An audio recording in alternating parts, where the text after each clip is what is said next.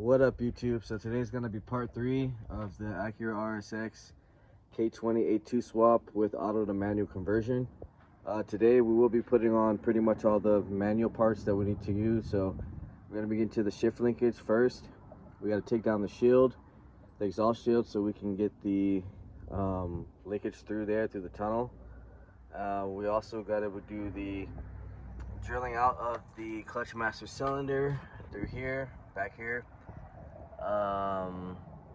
We got to put the exhaust back on. We got to get the radiator condenser all put together, put the intake on here, and pretty much get it back on the wheels and everything. Make sure everything's tightened up so we can hopefully get it started up today and go for a test drive after. So right now, when we get to the shift linkage, start taking apart the center console and everything.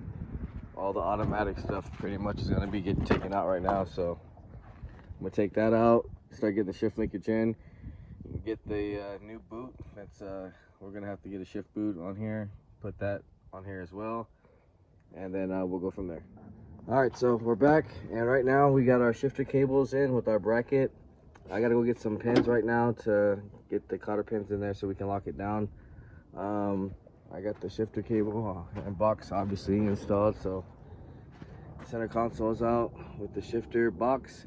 It literally bolts right in. You just need longer bolts into the stock automatic shifter console, so you don't have to drill or re-drill anything. Next thing I'm gonna do is start installing the pedals. We'll get the little hole saw cut so we can cut that off for the clutch master cylinder.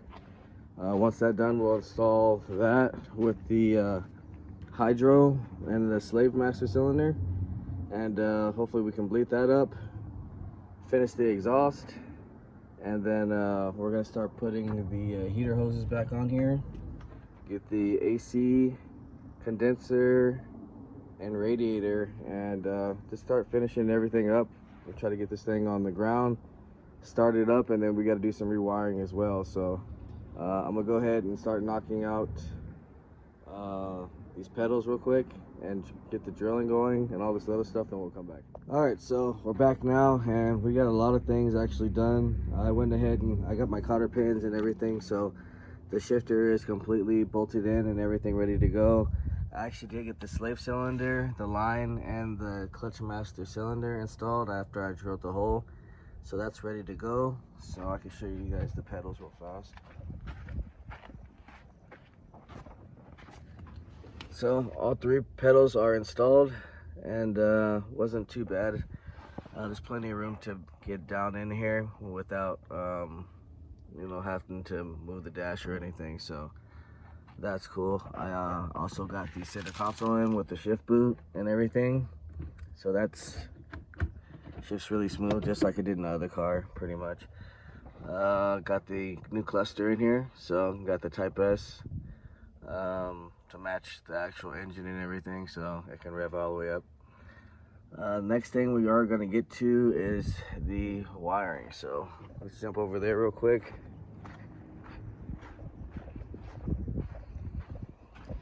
So these are basically the instructions I got from Passport, so I basically just copied him. So you got these 2, I guess one's a clutch interlock and one's like something for cruise control supposedly on the clutch pedal. Anyway, so I grounded the 2 wires because 2 of them, each one is just a ground, is basically what he was explaining. And then the other 2 wires, I got the harness coming from all the way to the other side, so you got to feed it over to the C101 plug. So this is actually the engine side. We need to do the car side. So it's pretty much coming from this side with the pin number 3. So this one's cut and stays in because the other side of it will go to the clutch pedal, and then this side is going to be the new feed because this ECU reads the speed sensor input off of here. And he was explaining on the automatic ones, which I did depin this one. I just depinned it instead of cutting it so it looked a lot cleaner.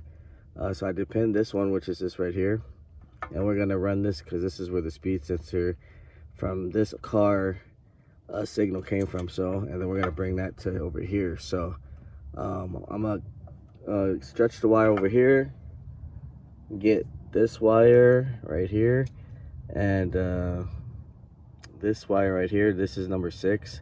So I depended completely. That's what he said to do.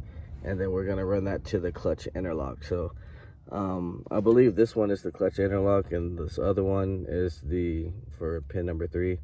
We'll see right now. I did plug this one into the clutch one, so hopefully, if not, it'll be the opposite. I'm gonna go ahead and get this knocked out, and then we also there's okay, he was explaining right here we have a green and yellow we gotta cut, and I'll cut them because it looks like there's a couple of them here. These are gonna be for the reverse lights. So after I'm done wiring this up, and hopefully see if we can test the car, see if it starts up, we'll come back and show you how to finish up wiring up the reverse lights, because those are these 2 wires right here, and then they go to, I believe, on the they're gonna be these 2 wires right here. So I know for sure, like on conversion harnesses, these are just different colors, but the yellow and green are gonna go to this one. I'll show you exactly which one goes to which, but yeah, these are gonna be our reverse wires. So I believe we just cut these off and then plug those in, and then we'll be pretty much done, I believe, on the wiring. So I'm gonna go ahead and wire these clutch signal, and then we'll come back and see if the car starts up. All right, so we got our 2 wires that we connected from the pin 6 and pin 3, and then we got our pin 3 that we left out, and we unpinned E25. So now we got our speed signal and everything. I'm just gonna tighten that up in there a little later.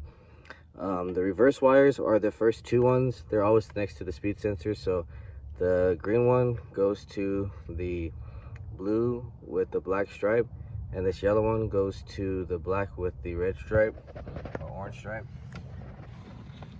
Those 2 wires that I cut, those are the 2 wires that go to those wires right here. Other than that, let's see, we can actually see if reverse lights work and everything. So let's get to the ignition and everything.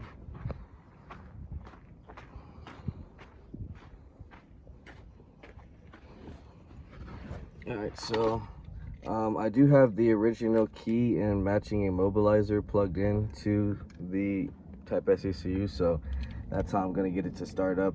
We are gonna have it reprogrammed and everything, so yeah, we'll figure that out. But let's check to see if the reverse lights work first.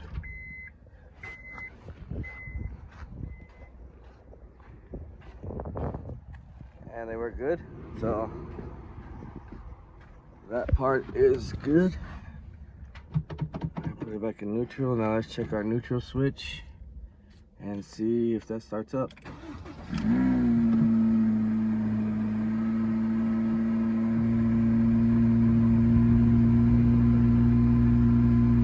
Yeah, I still gotta put, I don't have the intake on here, so that's why I have to check engine light, but yeah, it's pretty much ready to go. I'm not gonna take it for a test drive yet, because there's a couple things I still gotta do. I still gotta bleed the clutch, and I gotta put the intake on, and just make sure everything's good. So stay tuned, guys. If you haven't, like, share, subscribe, comment, let me know what you guys think, and I'll see you guys in the next video.